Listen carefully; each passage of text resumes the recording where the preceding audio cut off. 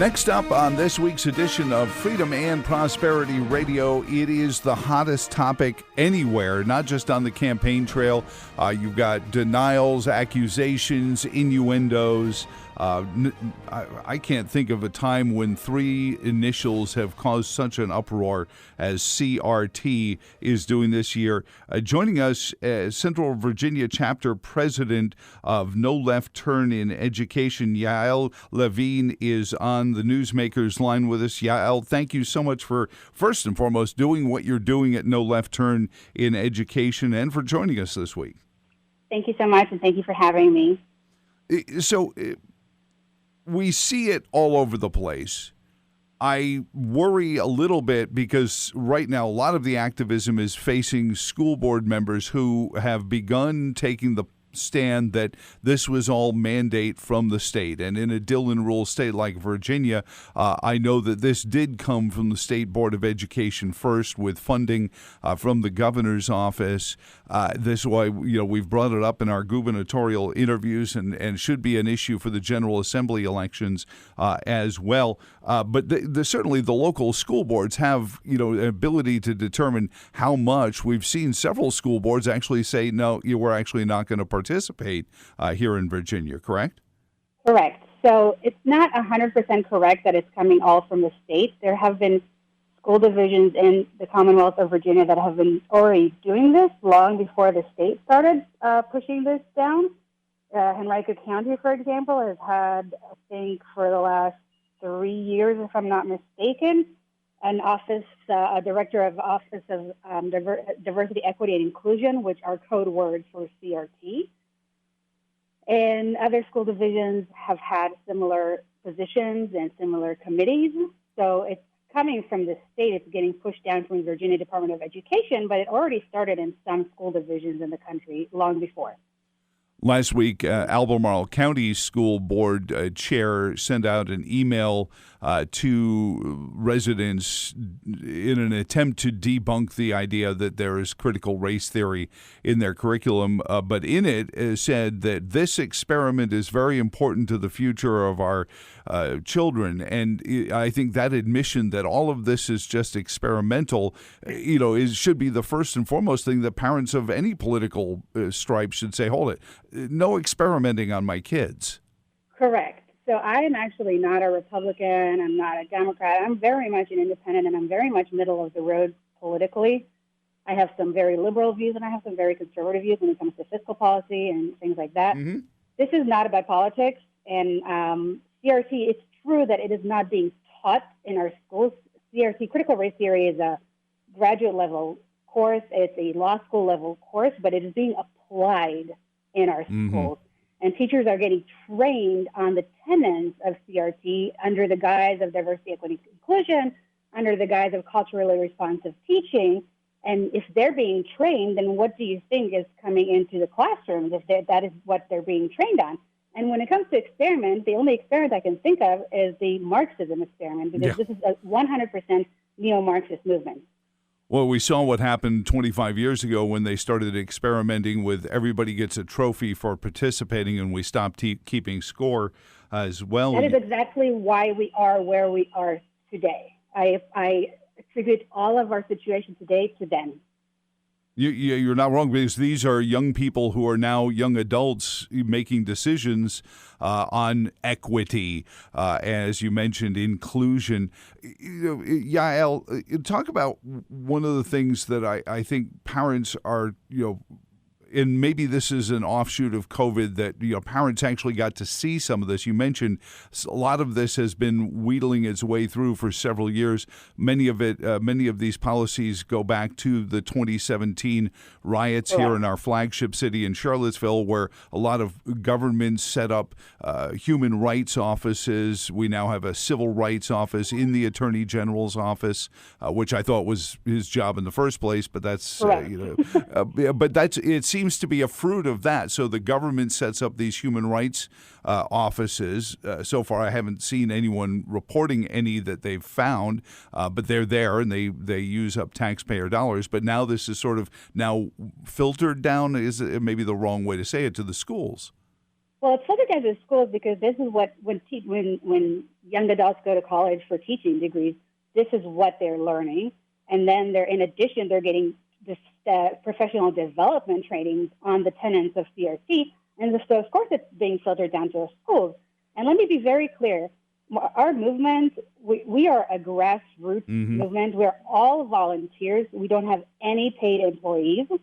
And we are all volunteers. We all woke up because of COVID. The only blessing of COVID, if you can say anything is a blessing from this horrible pandemic, is that parents actually saw what their children were learning and woke up and they said, no, enough is enough, not to my children. And so we are a movement of grassroots movement of Democrats, of conservatives, of independents.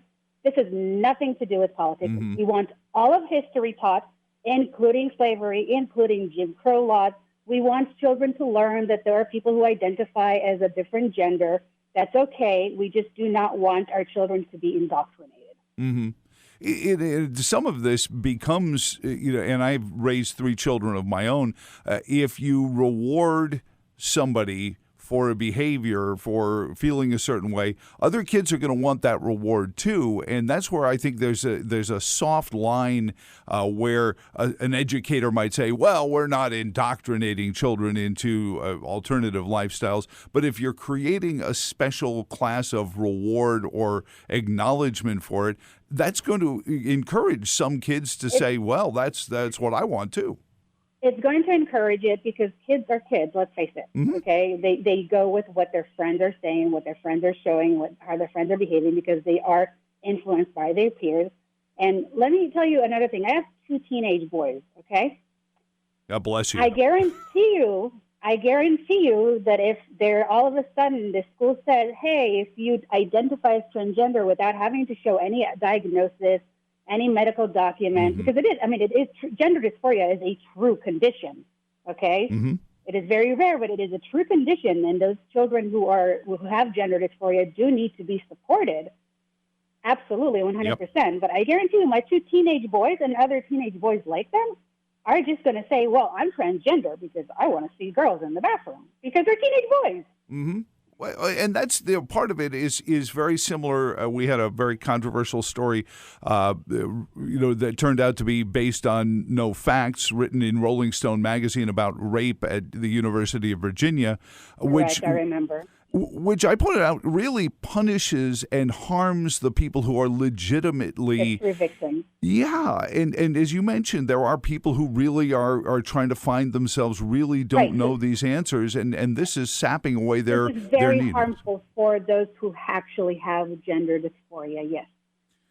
So what is, and again, I should give the website more frequently for folks. It's noleftturn.us.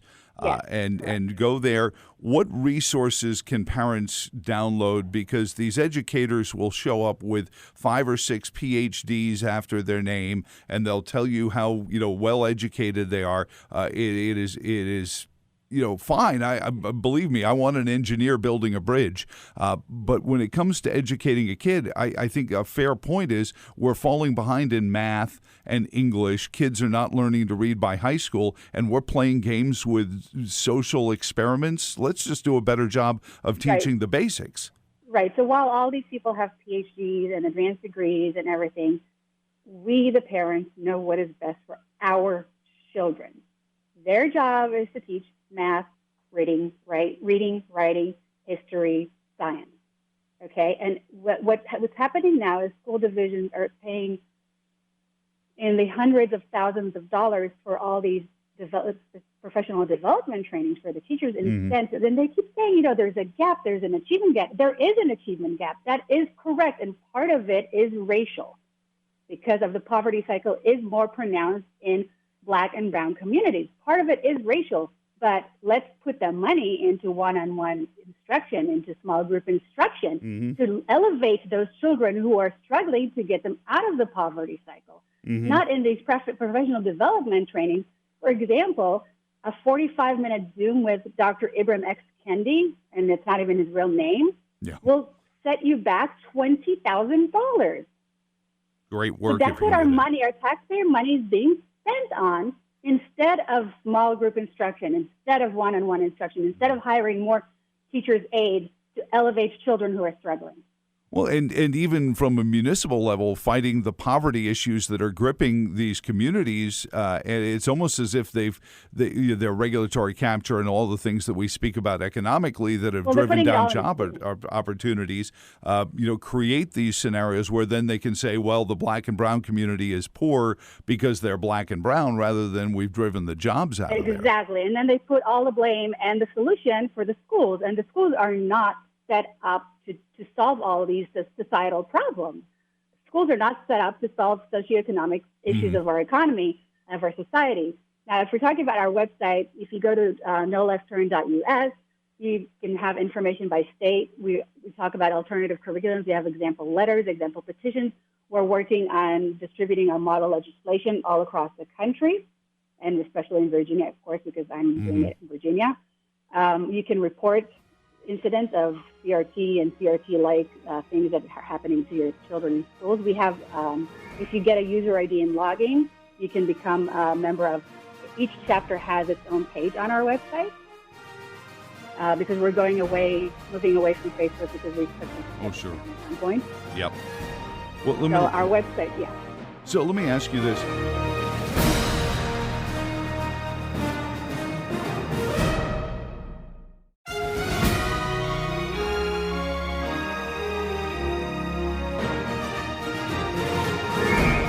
We're visiting with Yael Levin.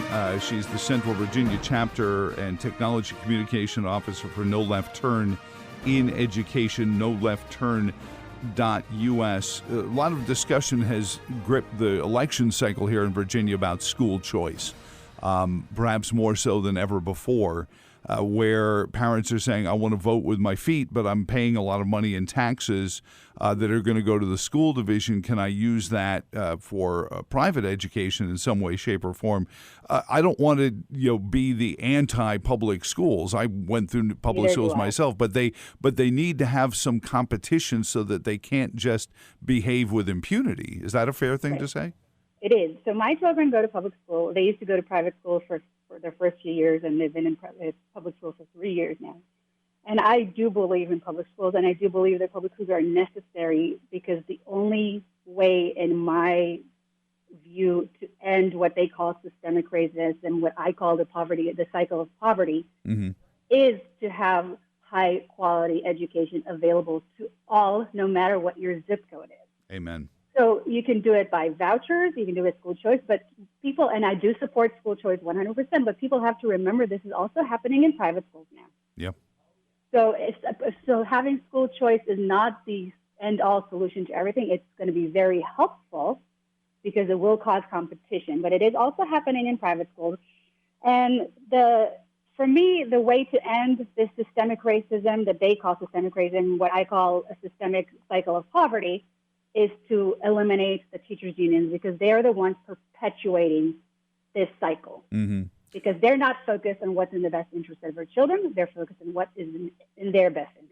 Well, and is that why, and I've noticed this phenomenon, and we try to acknowledge it as much as possible, is the courageous whistleblowing teachers that are sending out the actual emails from within the organization to broadcasters like myself, or parents groups saying, look at what's going on. That's breaking the union in a lot of ways, because their rank and file is saying, hold it, this is not what I got into teaching to do. It's breaking the unions, but the unions are still dictating to the CDC and the American Academy of Pediatrics how to handle COVID. And they're still filling the pockets of people running for office and getting them to win because they're filling their pockets.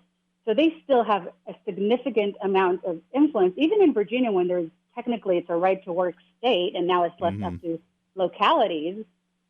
They're still, even in Henrico County, which did not grant the Henrico Education Association collective bargaining rights, at least not yet, they are still the ones that influence the virtual learning and the very limited return to school that we had in Henrico County.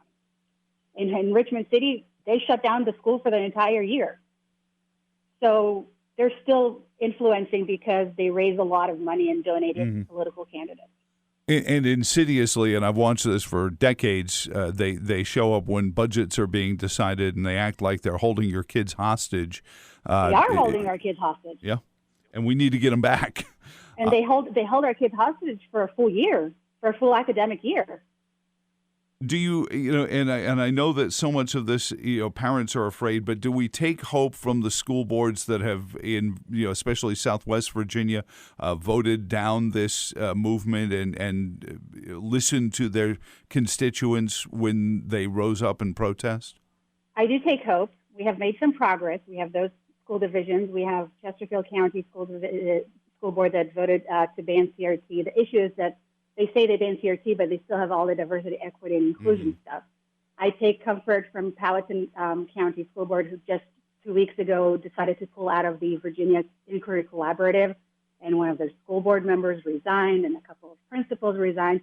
So we are making progress. We also have the Secretary of Education, Cardona, pulled away from the teaching of the 1619 project. That was significantly because we put in more than 50,000 comments on it from people across the country. But what the school boards are, I commend these school boards that voting that way, but they need to eliminate all the other things that are code words as well as just saying we don't teach CRT. Yael Levin, thank you so much for your time this week and for everything you do. We have to have you back frequently because this is a movement that needs to continue. I know there's lots of groups. We're not going anywhere. I'm glad, and I'm very glad for that. Again, it is noleftturn.us. I say it that way because sometimes it's easy to put one T instead of two, but you want to no left turn, all spelled out, .us. Thank you so much for joining us this week. Thank you. And thank you for joining us this week. Again, you can find out more about us at virginiainstitute.org. Find out about the Tuesday morning group coalition meetings where folks like Yael or Ken Cuccinelli have been as guest speakers there. We have multiple ways you can participate, both online and in person again. So for all of us here at virginiainstitute.org, and again, find our YouTube channel at YouTube and search Freedom and Prosperity Radio. My name is Joe Thomas. So long, and thanks for all the fish.